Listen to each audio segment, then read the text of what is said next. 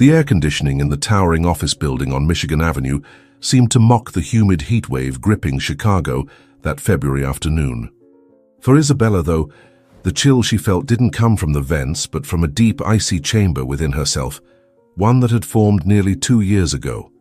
With each step down the corridor on the 27th floor, the grey carpeting muffled the sound of her shoes, but not the insistent pounding of her heart.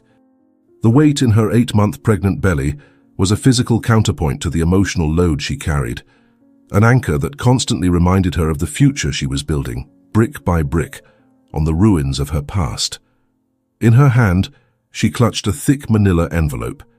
Inside it, there were no love letters or happy memories, but the divorce papers, the final signature that would legally seal the end of an era. The end of Isabella and Michael. Nearly 2 years. It felt like a lifetime.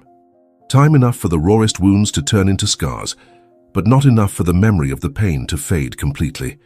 She still remembered how her world collapsed, not with a bang, but with the deafening silence of a betrayal discovered.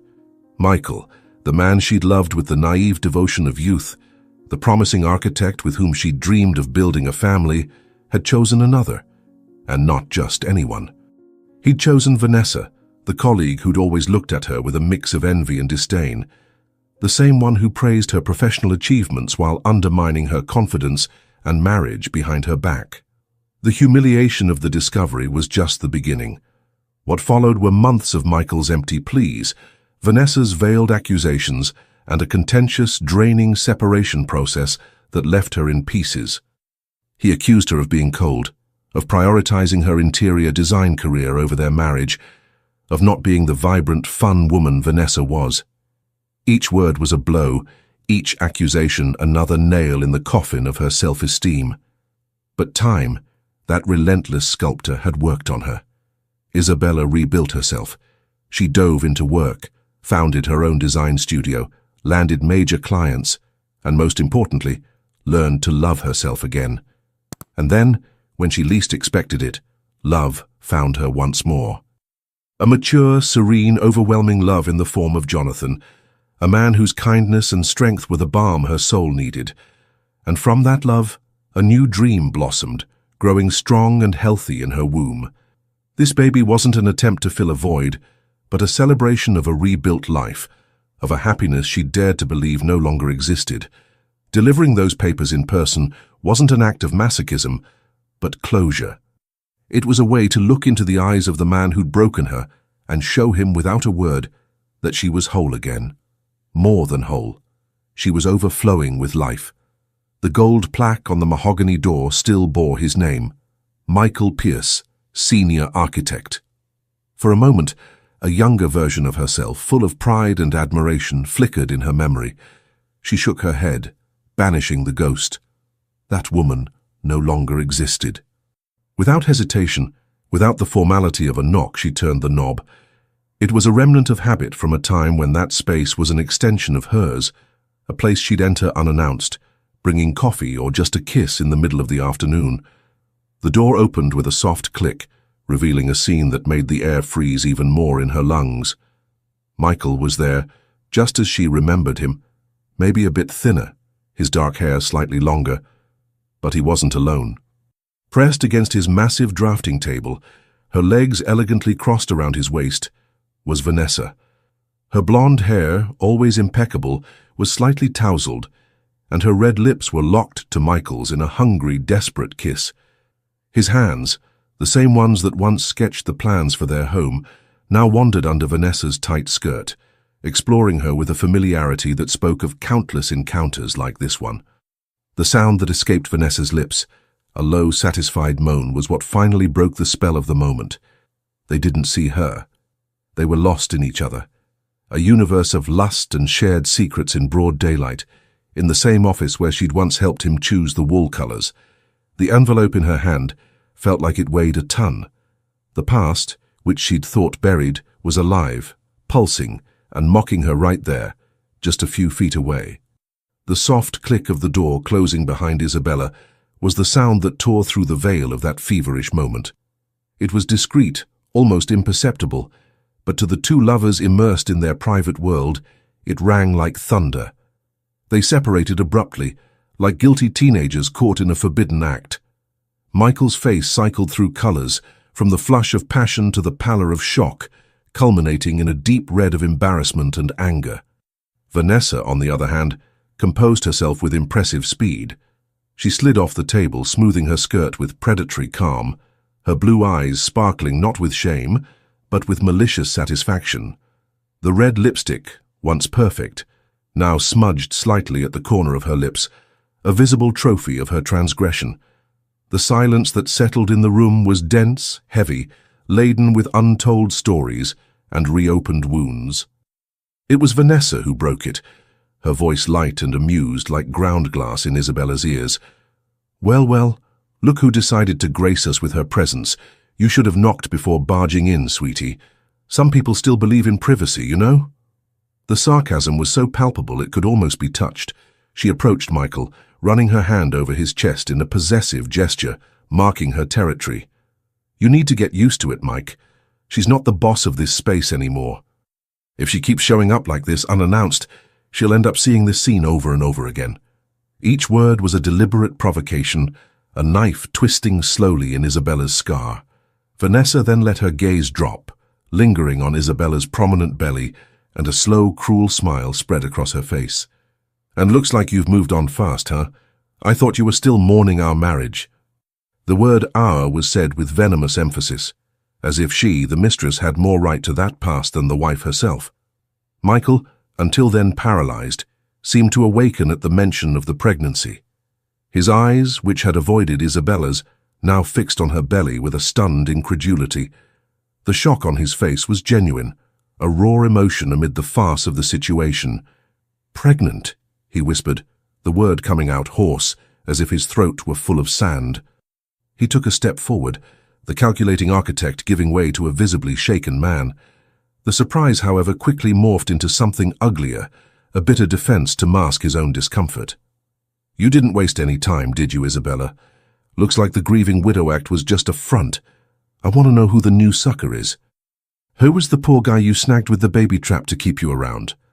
The accusation was so vile, so far from the man who'd once loved her, that for a moment Isabella felt the ground vanish beneath her feet. Vanessa let out a high, shrill laugh, delighting in Michael's cruelty. "Careful, love, she's an expert at looking fragile. Must have picked someone with deep pockets to fund that lifestyle she loves." They looked at each other, complicit in their malice, turning Isabella's pain into a private spectacle. They cracked jokes about the mystery dad, about how she must have planned it all meticulously, about the size of her belly, each comment a new layer of humiliation. They were two hyenas circling a wounded lioness, certain of their victory, blinded by their own arrogance. But the lioness didn't roar. Isabella remained silent, her body upright, chin raised. She observed them, not as a victim but as an anthropologist studying primitive specimens. The pain was there, a burning ember beneath her calm surface, but she wouldn't give them the satisfaction of seeing it flare. Her eyes, a deep brown and now inscrutable, met Michael's, and for a fraction of a second he faltered. He saw there not the woman he'd abandoned, but a stranger, a queen in her own realm, immune to their poison. She didn't shed a tear. She didn't scream. She didn't defend herself. Her dignity was an invisible armor, and the absence of her expected reaction, the tears, the hysteria, began to irritate them. Her silence was louder and more powerful than any insult they could hurl. With a slow, deliberate movement, she stepped forward, extending the manila envelope. Her hand was steady without the slightest tremor. She placed it on the only clear spot on the drafting table, pushing it gently toward Michael. "They're divorce papers." Her voice rang clear and firm, devoid of any emotion. "All that's missing is your signature to make this official." She didn't ask for anything. She didn't demand anything. She simply delivered the document that symbolized the end, and in doing so seemed to free herself from the last chain binding her to that toxic past. She turned to leave, each movement exuding a quiet strength that left them disconcerted. The joke had lost its punch. The audience wasn't crying, it was indifferent, and that indifference was the greatest insult. It was at that exact moment, with Isabella's hand already on the doorknob, ready to turn her back on that pathetic scene forever, that the office door opened again. The sound of the click this time wasn't soft. It was assertive, definitive. The laugh starting to form on Vanessa's lips died instantly. Michael's expression froze, arrogance crumbling into growing panic. Standing in the doorway, with the imposing presence of someone who owned not just the room but the entire floor, was Jonathan. His graying temples gave him an air of distinction, and his perfectly tailored light wool suit accentuated his erect, confident posture. He was the embodiment of silent power, and his gaze swept the scene. Michael and Vanessa too close, the tension in the air, Isabella with her back to them, with analytical speed. Then his eyes landed on Isabella, and all the hardness in his expression melted, giving way to infinite tenderness. A soft smile touched his lips. "Darling," he said, and his voice, calm and deep, filled the heavy silence of the room. "I've been looking for you. I asked you not to come up here, to let the courier handle this. Let's go home, you need to rest. I'll be with you soon." The word darling, spoken with such natural intimacy in Jonathan's baritone voice, hung in the air like a verdict. For Isabella, it was a balm, the cavalry arriving at the exact moment when the battle felt most solitary. For Michael and Vanessa, it was the shattering of a reality they thought they controlled. Their world, built on arrogance and contempt, tilted dangerously on its axis. Vanessa's smug laugh turned into a mask of incredulity. Her red, smudged lips parted in a comical expression of astonishment. Michael, meanwhile, seemed to age 10 years in 10 seconds. The color drained from his face, leaving a cadaverous pallor. His eyes darted from Isabella to Jonathan and back, the gears in his mind spinning furiously, trying to process an impossible equation. Jonathan Harrington, the founder and CEO of Harrington and Pierce Architecture. The man whose name came before his on the brass plaque in the lobby. The sun around which all the planets in that firm orbited. Isabella's husband, the father of the baby. Michael's mind was a chaotic whirlwind. The cruel jokes he'd made moments before echoed in his ears, each one a nail in his own professional coffin. The new sucker. The poor guy you snagged. He'd insulted, in the most vile and direct way possible, the man who held his career in the palm of his hand. The irony was so crushing, so perversely poetic, that he felt a wave of nausea. He looked at Isabella's belly, no longer with contempt, but with reverent terror. That wasn't just a baby. It was an heir. The heir to the empire he'd longed to climb. And he, in his blind stupidity, had mocked the queen and her unborn prince right in front of the king. Isabella turned slowly, and upon meeting Jonathan's gaze, she allowed herself, for the first time, to show a glimpse of her vulnerability. Her shoulders, once so rigid, relaxed subtly. Jonathan stepped into the room, his movement fluid and purposeful, and placed a protective hand at the base of her back. It was a simple gesture, but one that conveyed a universe of meanings. Protection, possession, love. "You okay?" he asked softly, his tone laden with a concern that contrasted brutally with the venom that had filled the room moments before. Isabella just nodded, a small weary bob of her head. Her eyes said the rest. Jonathan then raised his gaze, and the tenderness he'd shown his wife evaporated, replaced by polar coldness. His eyes, a stormy grey, fixed on Michael and Vanessa. He didn't need to yell. His silence was more intimidating than any threat. He was a predator at the top of the food chain, observing two inferior creatures who'd made the fatal mistake of threatening his mate. The silence stretched, becoming a form of torture. Each second was agony for the pair of lovers, who remained frozen, like statues in a garden of disasters. It was Michael who tried to break the ice, his voice emerging as a desperate scratch. "Mr. Harrington, we didn't know. I can explain." The attempt was pathetic. Explain what? That he was cheating on his mistress with the ex-wife he was humiliating? That he was kissing an employee on his desk during work hours? Or that he'd just insulted his boss's pregnant wife? There was no possible explanation that could fix that disaster. Jonathan raised a hand, a short, imperious gesture that silenced Michael instantly. "No," he said, the words sharp as an obsidian blade. "Don't explain anything. I heard enough before I came in. I heard enough to understand exactly the kind of character I have under my roof." He looked at Vanessa, whose face now showed the panic of a cornered animal. The arrogance had dissolved, revealing the pathetic insecurity beneath. "And you, Miss Reynolds," Jonathan continued, his tone icy. "Your concern for privacy is touching. But maybe you should worry more about professional ethics and decorum, or perhaps basic human decency." Vanessa opened her mouth to defend herself, maybe to try using her charm as a last weapon. But the words didn't come. She looked at Michael, seeking support, but he was lost in his own abyss of dread, unable to offer any help. Their alliance, so strong in shared cruelty, proved fragile as a spider's web in the face of real consequences. Jonathan guided Isabella gently toward the door. "Go to the car, my love. Have the driver turn on the AC. I'll handle this, and be down soon." He kissed her forehead, a gesture of tenderness amid the storm. Isabella cast one last look at the two pathetic figures in the center of the room. There was no triumph on her face, just deep weariness and the relief of closure. She didn't need revenge. Life in its exquisite irony had taken care of that. She left without another word, closing the door behind her and leaving the two lovers at the mercy of the king whose realm they'd profaned. As soon as the door closed, the atmosphere in the room shifted. Isabella's presence had somehow served as a buffer. Without her, all that remained was Jonathan's cold, focused fury. He walked slowly to Michael's desk, picked up the manila envelope Isabella had left, and held it between his fingers. "Divorce," he stated, more to himself than to them. He then looked at Michael, and for the first time, there was something beyond coldness in his eyes. There was deep, almost visceral contempt. "You had a woman of gold in your hands, Michael, a woman of strength and integrity that you, in your mediocrity, were never able to comprehend. And you traded her for this." His glance at Vanessa was so disdainful, it was like a slap. "Mr. Harrington, please," Michael begged, his voice choked. "My job, my career.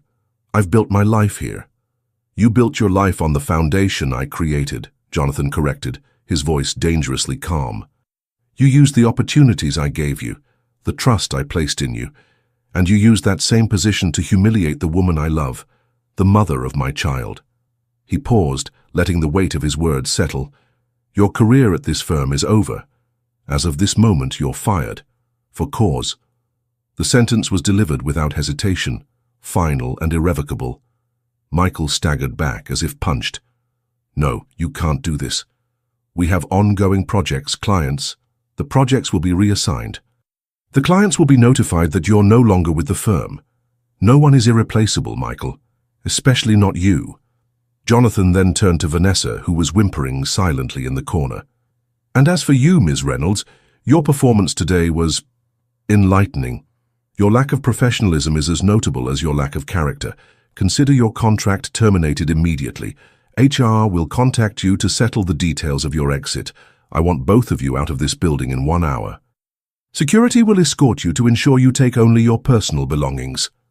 With a final, firm command, he turned and walked toward the door, leaving behind the ruin of 2 careers and a sordid affair. The silence he left in his wake was the sound of justice, the irrefutable proof that in the end, power didn't lie with those who shouted the loudest or laughed with the most malice, but with the one who, in silent dignity, had claimed the true prize. The lover's fall wasn't a spectacle of screams and tears, but a silent implosion, the belated and bitter realization that they'd bet everything on the wrong cards and lost the game spectacularly. The sound of the door closing for the 3rd time carried a weight of finality that none of the other clicks possessed. It was the sound of a guillotine falling, of a book slamming shut, of a future being summarily executed. Jonathan was gone, and with him, all hope. In the deafening silence that followed, Michael and Vanessa were left alone with the wreckage of their lives. The air, once charged with lust and then panic, was now thin, suffocating with the stench of failure. Michael sank into the leather chair that, moments before, had been the throne of his small kingdom. Now it felt like a defendant's bench. He looked at the mahogany desk, at the half-unrolled architectural blueprints, at the design awards he'd won. All of it, which once represented his success and identity, now seemed to mock him. They were relics of a life that no longer existed. Vanessa, meanwhile, stopped whimpering. Her tears dried, replaced by a cold, impotent fury. She looked at Michael, not with a lover's complicity, but with the contempt of a betrayed ally in war. "You!" she hissed, her voice hoarse with rage. "This is all your fault. Your stupid ex-wife and your idiotic pride." Michael lifted his head, his eyes empty and lost. "My fault," he repeated, his voice devoid of emotion. "You were laughing, Vanessa. You were reveling in humiliating her. You provoked her as much as I did." The accusation was true, and it only enraged her more. "I was following your lead. You were the man, the powerful senior architect. And now you're nothing. And you dragged me down with you." She gestured wildly. The veneer of sophistication completely cracked, revealing the desperate, calculating woman beneath. "I lost my job, my status, all because of you and your unresolved drama with that woman who's now married to the owner of the firm," Michael finished, the bitter realization sounding like an epitaph. He finally understood. Isabella's dignity, her silence, her refusal to play their game, it wasn't weakness, it was power. She'd known all along that she didn't need to fight. She'd already won the war before even entering that room.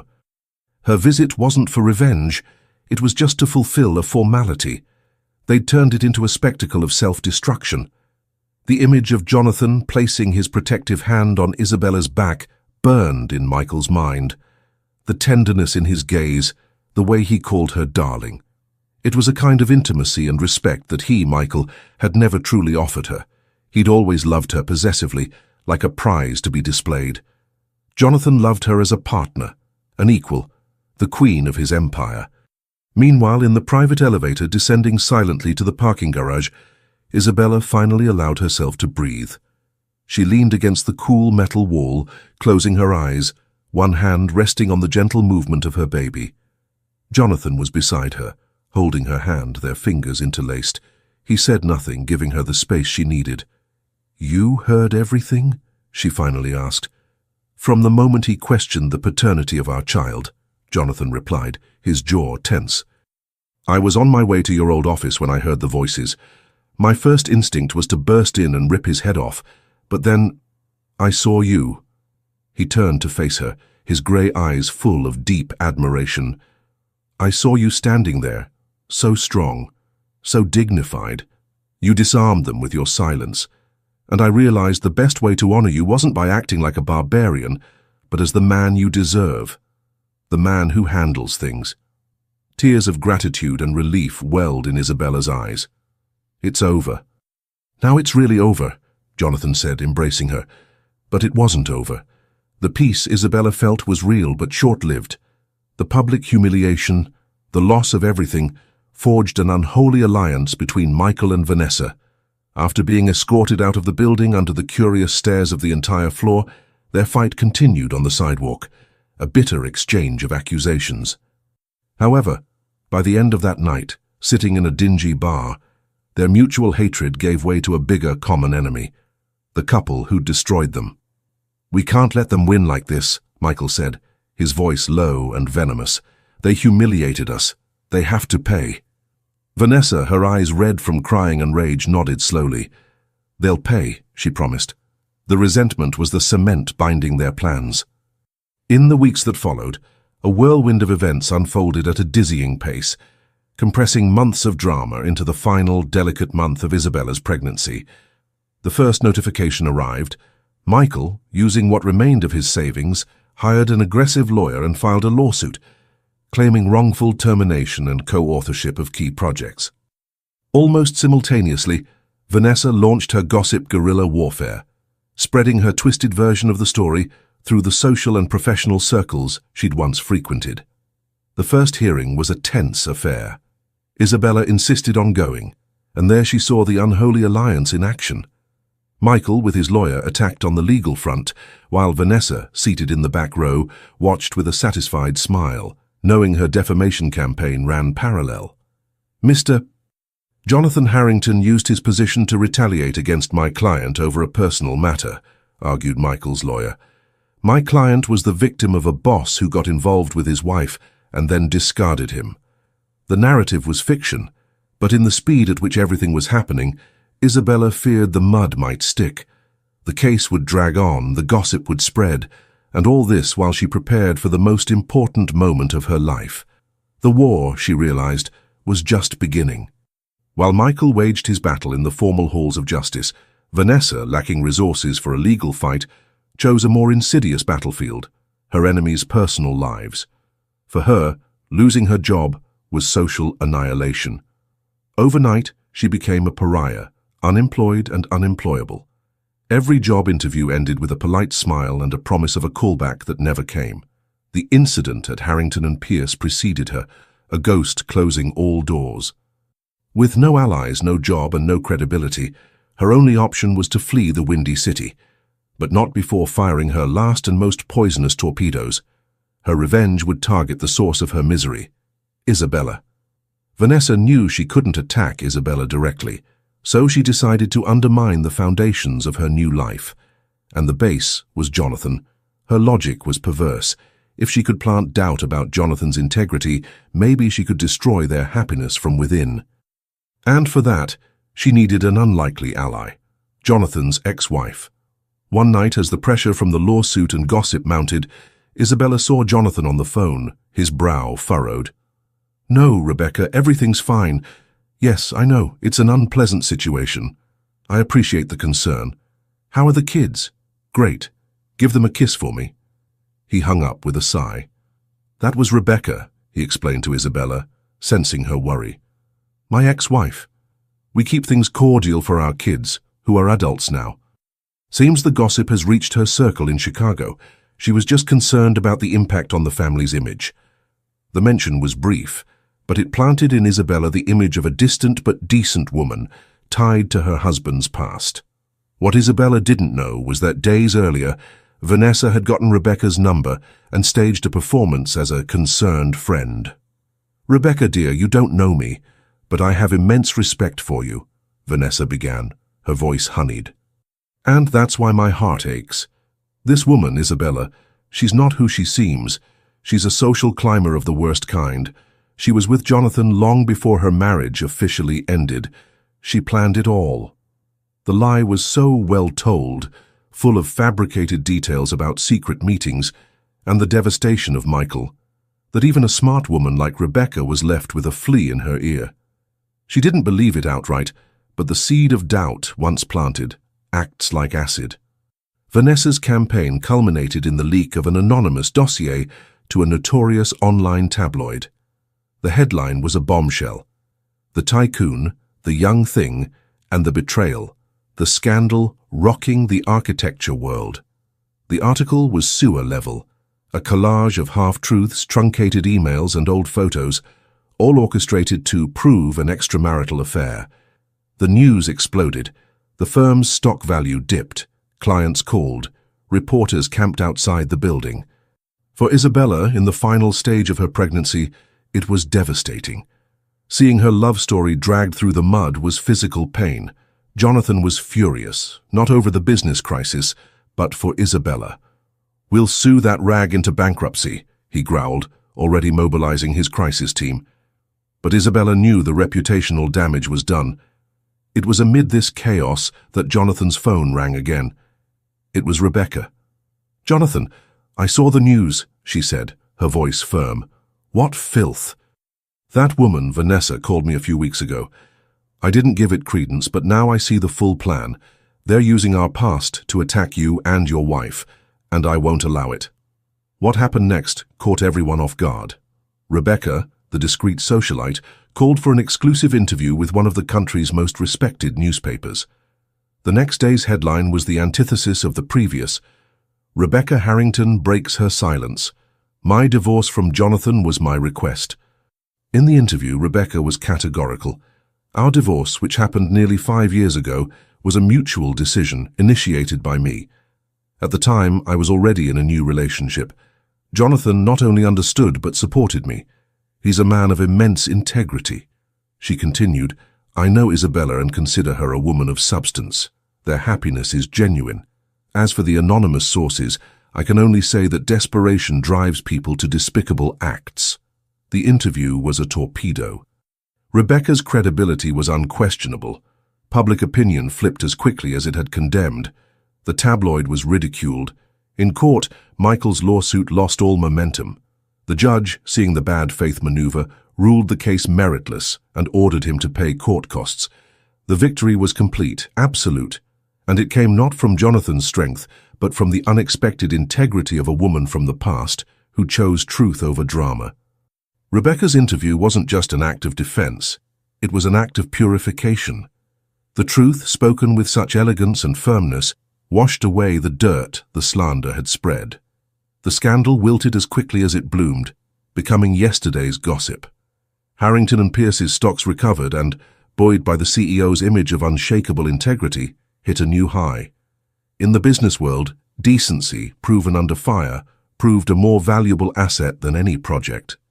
The courtroom victory against Michael was a mere formality, the final nail in the coffin of a war already won, in the arena of public opinion and truth. The bad faith litigation conviction was the dirt on his already ruined career. He vanished from Chicago's architectural scene, a diminished figure, a walking lesson on how arrogance and resentment can consume a man from within. As for Vanessa, the blow was final. With no allies, no job, and her reputation publicly destroyed, she found no more space in the competitive metropolis. The last they heard of her was a distant echo, a rumor that she'd moved to rural Wisconsin, a silent flight from the spotlight she'd helped create, and that ultimately burned her. For Isabella, the crisis's resolution brought a profound calm, allowing her to focus entirely on the miracle about to happen. A few weeks later, on a rainy dawn that washed the city's streets, her son decided it was time to meet the world. The labor was long, intense, but Isabella faced each contraction with the same silent strength that had guided her through every battle. Jonathan was by her side every second, not as an anxious spectator but as an anchor, his hand holding hers, his voice a constant whisper of love and encouragement. And when Ethan's first cry filled the room, strong and vibrant, the sound didn't erase the memories of past pain, but put them in proper perspective. They were just the prologue. The real story was starting now. Holding her son for the first time was a transcendental experience.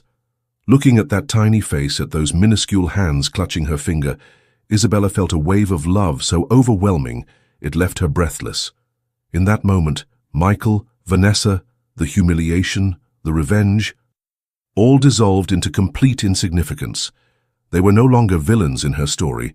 They were just ghosts, distant echoes of a life that no longer belonged to her. Her life was there, in that hospital room, with the scent of her baby and the warmth of Jonathan's hand on hers. The months that followed were a happy blur of sleepless nights, diapers, toothless smiles, and a love that deepened every day. Isabella discovered in herself a capacity for love she hadn't known, and Jonathan, already a father to adult children, rediscovered parenthood with a joy and presence that his hectic corporate life hadn't allowed the first time. They were a family, solid and real. The surprise, the true turning point Isabella could never have foreseen, didn't come from an enemy, but from within herself. Time passed. Ethan had already celebrated his first birthday, and life had settled into a routine of domestic happiness and professional success. Michael had disappeared off the map after the humiliating courtroom defeat and public ruin. No one knew his whereabouts. It was then, about a year and a half after Ethan's birth, while organizing old boxes, that Isabella found a sketchbook from the early days of her career, from when she was still with Michael. Inside were drawings, dreams, plans for a future that never happened. Instead of the pain she expected to feel, she felt a pang of compassion. Not for him, not for what he'd become, but for the young architect he'd once been, full of talent and ambition, before insecurity and envy poisoned him. That same week, in a strange synchronicity of fate, she received an email from an unknown sender. It was Michael. The message was short, almost telegraphic, devoid of his old pride, but also without a hint of self-pity. It wasn't an apology. He was incapable of that. It was a request for professional help, almost clinical. He explained he was working in a small town in rural Montana on community projects for a non-profit, a self-imposed exile far from everything and everyone. One of the projects, a community center for underprivileged kids, was stalled. It lacked an interior design vision that was functional, low cost, and above all welcoming. "I remembered your early work," he wrote, the words sounding like an echo from a distant past. "No one ever knew how to combine dignity and a limited budget like you." The email ended abruptly. Any ideas would be welcome. Isabella showed the email to Jonathan, her heart uncertain. His reaction wasn't anger or distrust, but a quiet wisdom, that of a man who no longer saw Michael as a threat, but as a resolved footnote. "Forgiveness, Isabella," he said, looking at Ethan trying his first steps on the rug, "isn't about absolving the other person or forgetting what they did. It's about refusing to let what they did continue to define a piece of you. It's about taking the power back, for good." And then, Isabella did something that surprised even herself. She replied, not with words but with what she did best. She stayed up all night, not out of resentment or obligation, but driven by inspiration from a new place, a place of peace. She designed. She created a complete plan for the community center, using recycled materials, smart space solutions, and a vibrant color palette that conveyed joy and hope. It was one of her most brilliant works, born not from seeking recognition, but from the pure desire to create something good. She sent the files as attachments, with a single line in the email body. "For the kids, may they have a better future." She never got a direct response, and she didn't need one. Months later, she saw a small report on a news portal about social projects in the US. The photo showed a colorful, vibrant community center in rural Montana, full of smiling children. She recognized every detail of her design. In that moment, she knew she'd closed the last circle. By doing that, she wasn't helping Michael. She was freeing herself from the final shadow. She'd used the talent he'd once tried to eclipse to do good, turning the last drop of poison into antidote. The final revenge wasn't his fall, but her rise to a level of grace he could never reach. It was proof that she wasn't just a survivor. She was a creator, capable of building beauty even from the ugliest ruins. Years later, Isabella became a reference in social design, using her renown to create spaces that healed and empowered communities. Jonathan gradually handed over the firm's reins to dedicate more time to family and philanthropic projects alongside his wife. Ethan grew up in a home where strength wasn't measured by the absence of scars, but by the beauty one could build around them. Isabella and Jonathan's story wasn't a fairy tale, but an epic human journey about discovering that the greatest power doesn't lie in defeating enemies, but in transcending the need for them. The true victory wasn't seeing the lovers fall, but looking back with a serene and genuinely free heart, wishing that those kids in that distant town did indeed have a better future. So what did you think of this journey full of twists and redemption? Isabella's story teaches that sometimes the most powerful ending is the one we write for ourselves, long after the other characters have exited the stage. And that wraps up today's story. Now we want to hear from you. Where are you watching from? Drop your city or country in the comments, and let's see how far these stories reach. If this story moved you or gave you chills, give it a like, share, and subscribe for more powerful stories. One last thing, rate the story from 1 to 10 in the comments. Your feedback helps us bring you even better ones next time. Thanks for watching. We appreciate you being part of this storytelling journey.